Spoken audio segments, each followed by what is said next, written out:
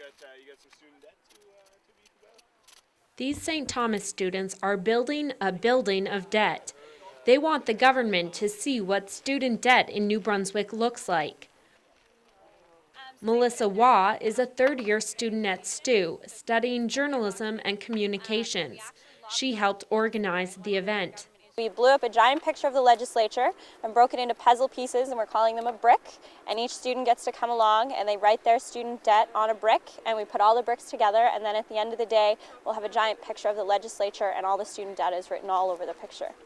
The event was one of many that happened on university and college campuses across the province.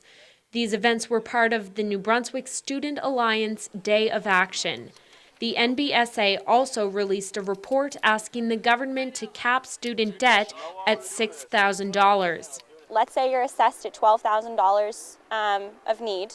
The government would give you a $6,000 loan, and then the other $6,000 they'd give you non-repayable grants. So it would literally just be like, here's the other $6,000. So you would never have more than $6,000 of debt in a single year of study.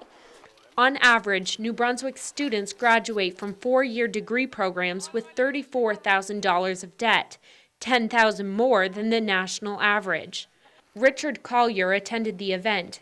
He wrote $24,000 on his brick. Collier says the government has a responsibility to help students pay for school. Look at universities in, say, Europe and their tuition costs are nowhere near as high as ours, and that's because the government steps in and makes it affordable so that all people that want to have a secondary education can. In Canada, if you want to, mortgage your future and go into debt, you can get an education, but even then it's not an option for a lot of people. So I think the government should step in and do something. Waugh says if the government combined funds it gives in grants and tax breaks, it could support the cap. Post-secondary education minister Donald Arsenault says he hasn't seen a plan on paper. He wants to talk to student union presidents before Christmas.